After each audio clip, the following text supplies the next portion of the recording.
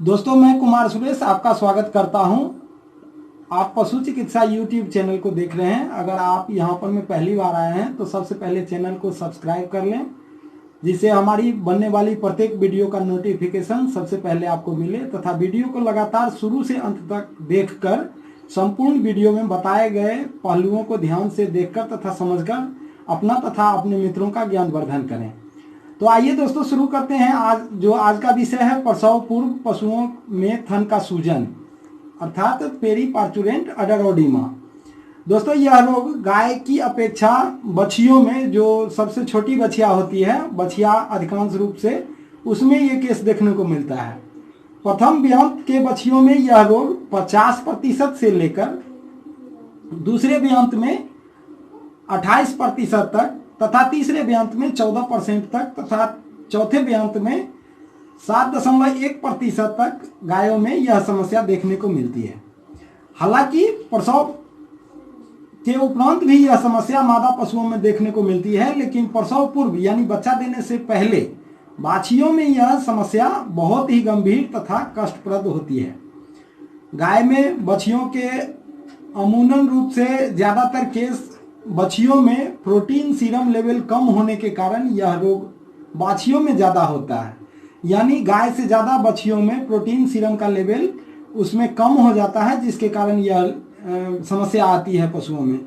Serum level protein का जो है उसमें बाछियों में कम होने के कारण उसमें ऑस्मोटिक प्रेशर कम हो जाता है, जिसके कारण थन में सूजन हो जाता है। ध्यान रहे मित्रों, यह रोग HF के बाछियों में सबसे ज्यादा होता है तथा उसमें उससे कम जर्सी में तथा उससे कम भैंसों में तथा उससे भी कम देसी नस्ल की गायों में होते हुए देखा गया है। यह रोग बाछियों में सीरम प्रोटीन का स्तर गिर जाने के कारण दो सेल के बीच के जगह में फ्लूइड एक्युमुलेशन यानी तरल पदार्थ इकट्ठा हो जाने के कारण वहां सूजन हो जाता है, जिसमें जानवर यानी गाय की बछिया असहज फील करती है तथा अनावश्यक रूप से तनाव में आ जाती है। कभी कभी यह सूजन चोट से भी ज्यादा घातक हो जाती है तथा इसका प्रभाव गाय के मिल्किंग पर भी पड़ता है। जैसे इस रोग में ज्यादा थन में सूजन होने पर थन को भी संक्रमित कर देता है, जिसके कारण थनैला होने का भी क्या होता है कि चांस होता है। इस रोग के हो जाने पर डेयरी पशुपालक बंधुओं को काफी परेशानी होती है, क्योंकि उनकी गाय दूध बहुत कम कर देती है। इस रोग के जो प्रारंभिक कारण यानी जो पहला कॉज है इसका वो यह है कि ऐसी गायों या बछिया ड्राई पीरियड यानी बिसूखी हुई अवस्था में साल्ट यानी NaCl सोडियम क्लोराइड बहुत ज़्यादा उनको खिलाया जाता है, जिसके कारण यह समस्या होने का ज़्यादा चांस रहता है। और इसका प्रथम कारण है, इस लवण को खाने के कारण पशुओं में तरल इकट्ठा ज़्यादा होना शुरू हो जाता है, जिससे सूजन ज़्यादा हो जाता है। दूसरा कारण है अनाज यानी जो हम सांद्रण खिलाते हैं पशुओं को, जो कॉन्सेंट्रेट खिलाते हैं उसका भी ज़्यादा खिलाए जाने के कारण ड्राई पीरियड में जब हम इसका उपयोग ज़्यादा करते हैं तो भी सूजन की समस्या ज़्यादा देखने को मिलती है। इसके अलावे जो अन्य कारण हैं उसमें पोटासियम क्लोराइड को ज़्यादा खिलाना तथा कुछ जैसे रूमेन बफर वगैरह हैं उसका ज़्यादा उपयोग करना या माइकोटॉक्सिन का ज़्यादा उपयोग कर देने के कारण भी यह रोग हो जाता है। इन सभी कारणों के अलावे एक और भी कारण है, वह है हेरिडिटरी जेनेटिक वंशानुगत कारण में सेक्स एस्ट्रॉयड के बीच इंटरेक्शन के कारण थन का सूजन होता है। इसके अलावा शारीरिक कारणों में अविकसित थन की भेन, गर्भस्थ शिशु का आकार प्रकार बड़ा होना। इसके बाद इंडोजेनस हार्मोन के कारण भी थन में सूजन होता है, क्योंकि हार्मोन भी थन के विकास तथा वृद्धि में अपना महत्वपूर्ण योगदान निभाते हैं। थन का सूजन गायों की अलग अलग प्रजातियों में अलग अलग होता है। किसी प्रजाति की गायों में 20% तो किसी प्रजाति में 95% तक होता है। ऐसे तो थन का सूजन गाय विशेष में बिना किसी विशेष देखभाल के बयाने के बाद स्वतः ही ठीक हो जाता है, किंतु अधिकतर बछियों में बच्चा देने के पूर्व तथा बच्चा देने के बाद चिकित्सा की आवश्यकता पड़ जाती है। थन का सूजन जब मादा पशु को होता है तब थन के चारों क्वार्टर में हो जाता है। यह सूजन कठोर होता है, दर्द युक्त होता है, जिसे हम पेनफुल कहते हैं, तथा डफी होता है यानी कोमल और सूजन या कठोर भी हो सकता है। जब शारीरिक तापक्रम की जांच की जाती है तब यह नॉर्मल होता है, यानी नॉर्मल टेम्परेचर होता है। श्वसन दर भी लगभग सामान्य ही होता है। खाना तथा पानी पीना भी सामान्य पाया जाता है।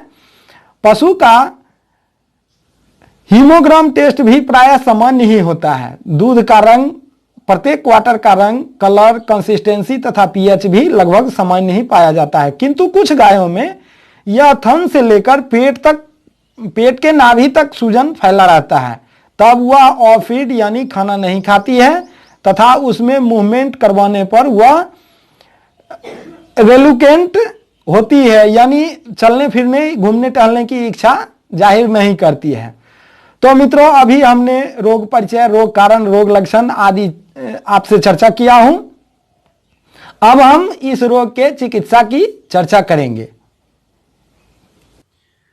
अभी जो हमने चिकित्सा पद्धति की जो बात की वह एलोपैथी तथा होम्योपैथी दोनों चिकित्सा व्यवस्था होगी, जिसे आपको अपने नज़दीकी पशु चिकित्सक जो स्टेट वेटनरी ऑफिसर होंगे उनके देखरेख में आपको करना है। दोनों चिकित्सा पद्धति सिर्फ आपके जानकारी के लिए बता रहा हूं। यह चिकित्सा व्यवस्था आपको अपने पशु चिकित्सक से ही करवाना है। इस रोग की जो पहली दवा है एलोपैथ में वह है फ्लूनिक्सिजिन मैग्लूमाइन। तो इसको क्या करना है कि यह मैग्लूडाइन है जो बिरबैक बनाती है, ब्रांड नेम इसका बिरबैक मैग्लूडाइन के नाम से बनाती है। इसको 1 ml 30 kg बॉडी वेट पर में इंट्रामस्कुलर 3 दिन देना है। दूसरी जो दवा है वह है फ्रूसिमाइड। इसका हम क्या करते हैं, जो लासिक्स वगैरह या रेडिमा के नाम से आता है, इसका हम 10 ml बड़े पशु बाछियों में या गायों में 10 ml इंट्रामस्कुलर रोज एक बार 3 दिन तक देते हैं। अब जो अगली जो दवा है वह है ट्राइविवेट 30 ml एक वाइल लेकर के 10 ml इंट्रामस्कुलर रोज दिन 7 दिन तक मांस में देते हैं। अब जो अगली व्यवस्था है वह पेय यानी पीने वाला लीवर टॉनिक है, जिसको हम लिवोटास वगैरह के नाम से जानते हैं। इसका एक फाइल लेकर के 50 ml 2 बार रोज 15 दिन तक देना है। अब एक्सटर्नल यूज के लिए हम एक दवा इसमें व्यवहार करते हैं जो एंटी इन्फ्लामेटरी होता है, उसको हम क्या बोलते हैं, PSR बोलते हैं। PSR 100 ml का एक जार ले लेना है जो एंटी इन्फ्लामेटरी ड्रग है। इसका स्प्रे एक्सटर्नली ऑन ऑर्डर करना है। थन के ऊपर गर्म पानी से पहले धो करके और कपड़े से पोंछ करके और फिर PSR का हम क्या करते हैं कि स्प्रे करते हैं। यह PSR जो है वो बोविक्यूरा यानी जो इंटास की अनुसंगनी कंपनी है वो बनाती है। अब जो अगली व्यवस्था है वह थन को गर्म पानी से दिन में एक बार धोना है। धोने का काम इलाज के 48 घंटे बाद करना है। एवं जो सबसे अंतिम दवा और जो 7वीं दवा है वह 3D रेड है, जो 500 ml का एक जार लेकर 30 ml 2 बार ऐसे पशु को चारा दाना के साथ हम क्या करते हैं, खिलाते हैं या व्यवहार करते हैं। तो दोस्तों, ये था हमारा एलोपैथी चिकित्सा व्यवस्था। अब हम इस रोग में होम्योपैथी चिकित्सा व्यवस्था की भी आपको जानकारी दें। इसमें जो पहली दवा है वह है कैम्फर क्यू, यानी जिसे आप कपूर कहते हैं, उसका लिक्विड तरल रूप लेना है और मदर टिंचर लेना है, मूल दवा लेना है और इसको 1 कप पानी में 5 बूंद दवा दिन में 2 बार इसको ओरल व्यवहार करना है। दूसरी जो दवा है वह है एपिसमेल 200 और नेट्रम मूर 200। इसका क्या करना है कि 15 बूंद दवा दिन में 2 बार रोटी पर डालकर रोगी को खिला देना है। 2 दिन ही इस दवा का उपयोग करना है, यानी एपिसमेल और नेट्रम मूर दोनों हम क्या करते हैं 200 पावर में लेते हैं और दोनों का इकट्ठा मिश्रण तैयार करवाते हैं। 1 अंश दवा लेते हैं और इसमें से 15 बूंद दवा 2 बार रोटी पर डालकर 2 दिन यानी 4 खुराक, सुबह शाम पहला दिन, सुबह शाम दूसरा दिन, यानी 4 खुराक देते हैं एपिसमेल का और नेट्रमूल का। अगली जो दवा है वो तीसरी जो दवा है वह है नेट्रम सल्फ और डिजिटेलिस। तो नेट्रम सल्फ 15 बूंद दवा दिन में 4 बार नेट्रमसल्फ और डिजिटलिस का जो योग मिश्रण है, दोनों का जो मिला करके जो हम 1 अंश दवा लेते हैं, उसका जो योग मिश्रण है यानी मिला हुआ जो मिश्रण है, वह हम क्या करते हैं 15 बूंद दवा दिन में 4 बार देते हैं और 2 दिन तक देते हैं, यानी कुल 8 खुराक दवा हम उस रोगी पशु को देते हैं। अगर इन दवाओं से रोग शमन या ठीक नहीं होता है तब एक जो कॉम्बिनेशन होम्योपैथिक मेडिसिन है उसका उपयोग करें, जिसमें पहली जो दवा है वह फाइटोलाका है। आपको 8 दवाओं का मिश्रण तैयार करना है। वह मिश्रण होगा phytolacca 200, calcarea fluor 200, silicea 30, belladonna 30, bryonia 30, arnica 30, conium 30 और इपिका 30। इन 8 दवाओं के मिश्रण को दिन में 3 बार 4 से 5 दिन रोटी पर 15 बूंद डालकर उस रोगी पशु को क्या करना है, ओरल देना है। पशु 5वें दिन स्वस्थ हो जाएगा।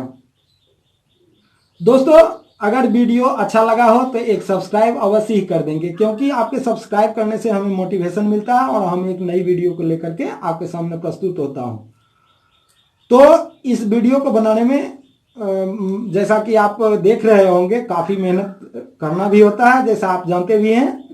आप जब इसे सब्सक्राइब करेंगे, मैं फिर से नई वीडियो लेकर आपके सामने प्रस्तुत होऊंगा। तब तक आप हमारे वीडियो को देखें, लाइक करें, सब्सक्राइब करें, कमेंट करें और कमेंट करना अवश्य ही कमेंट करेंगे। जो भी आपको लिखना है वो कमेंट में आप अवश्य ही लिखेंगे, जिससे हमें अपने वीडियो को सुधारने में काफ़ी मदद मिलेगी।